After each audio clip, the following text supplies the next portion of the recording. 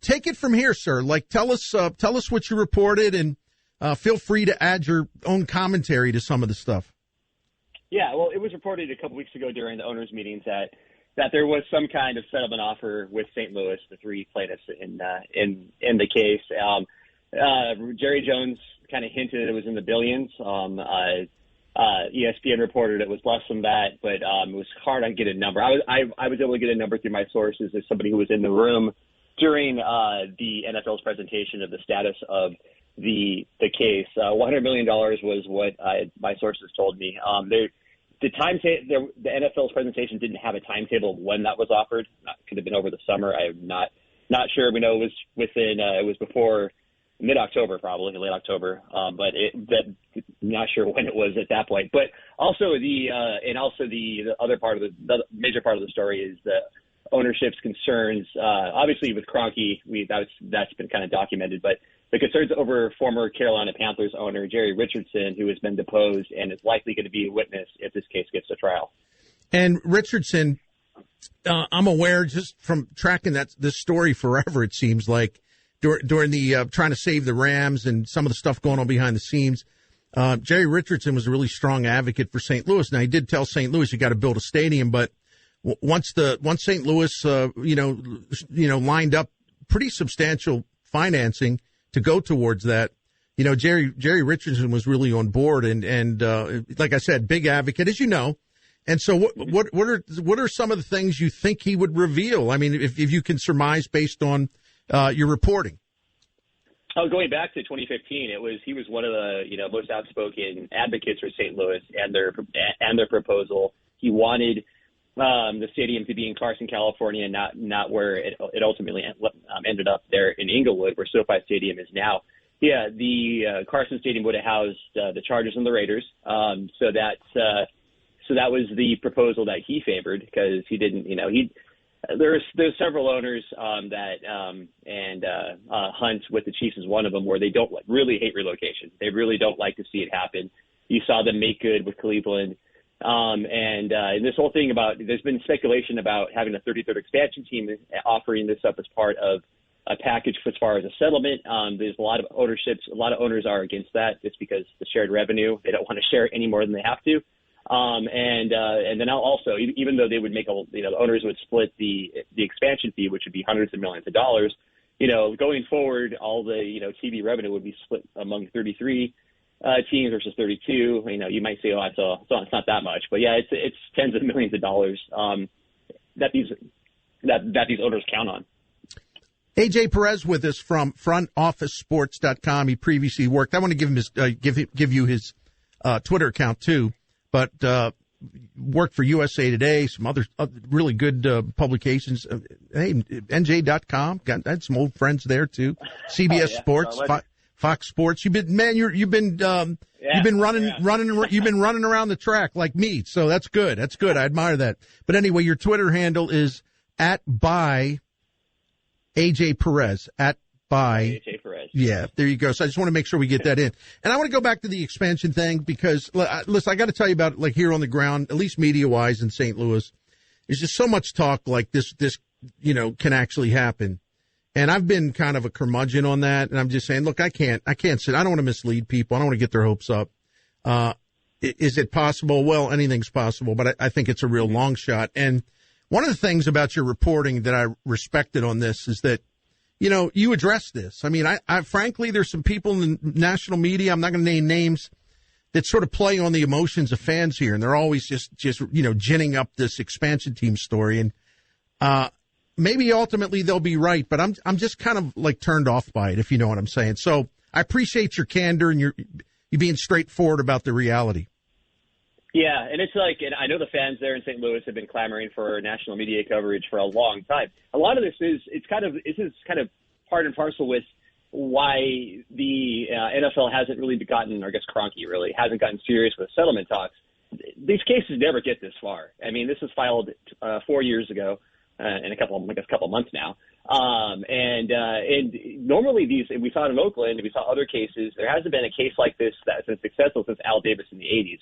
So there was a lot of us in the media and a lot of national media, and I think the NFL and the owners did not expect it to get this far. Did not expect to even consider throwing in an expansion team, and there's still resistance to that. But if this figure is going to be over $500 million, up to $1 billion to settle it before the January 10th start of the trial, that could be a possibility. I mean, right now it's not, but we've got 2 months to go.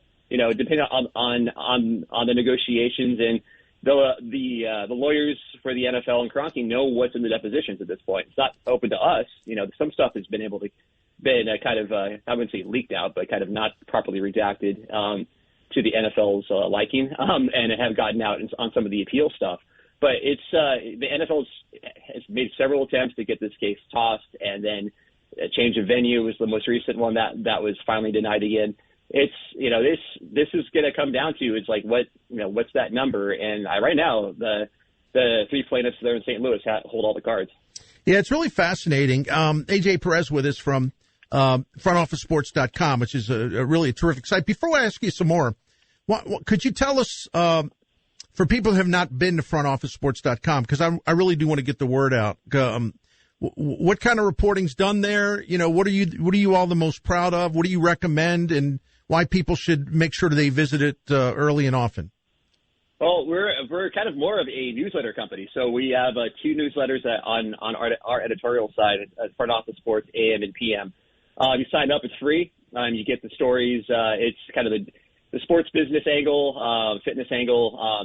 We cover everything from quarterly reports from major companies to sports betting to all this intrigue with NFL ownership. And that's what I've been kind of focused on between the Washington football team, the Raiders, now this is my 3rd or 4th story on the Rams lawsuit. So it's kind of that's kind of my realm given my background.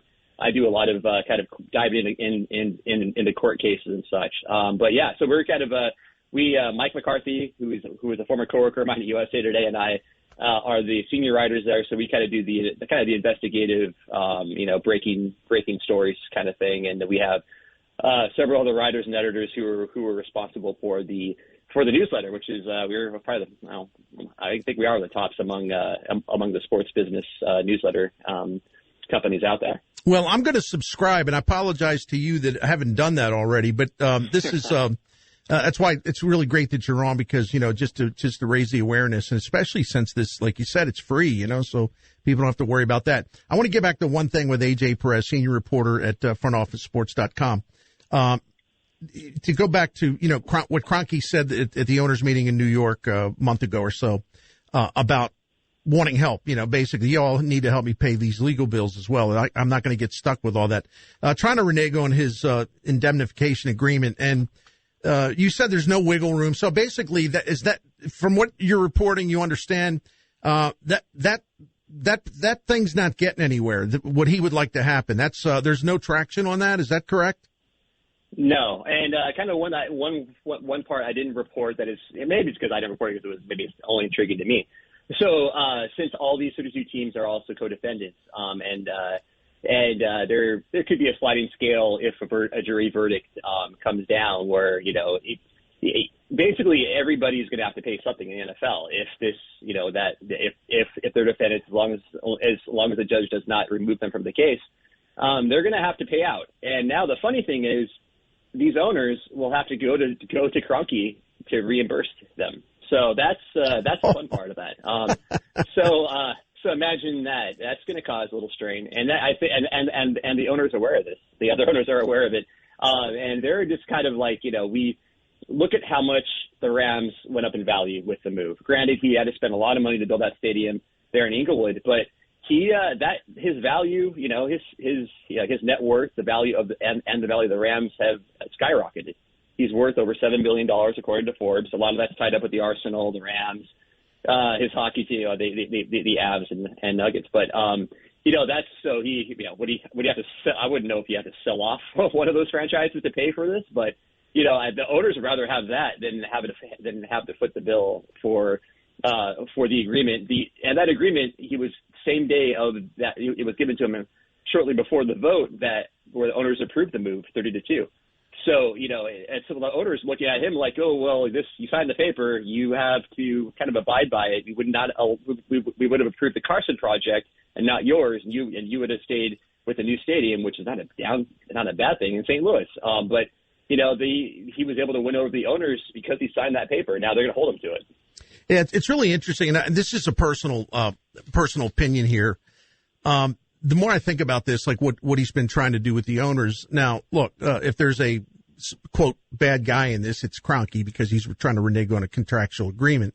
And like you said, I mean, they wouldn't have let him move unless he did agree to do this and is legally bound to do this. But on the other hand, I also think, well, sorry, owners, no empathy from me, or maybe a lot of us in St. Louis, because, you were kind of part of a pretty shady deal. I mean, I don't think they followed the relocation guidelines, and I think they knew what was happening, and I think they went along with it because they knew he represented their best and maybe only shot to get a stadium funded in the kind of stadium they wanted in LA. And I understand why they wanted that it was a great opportunity to take care of that big hole in the map and to have that incredible facility. So I get their motives, but it was kind of dirty pool. So I'm like, you know what? If you're metaphorically speaking, you're gonna climb into the bunk bed with Stan Kroenke, and then when Kroenke does what he usually does, because it seems like every business he's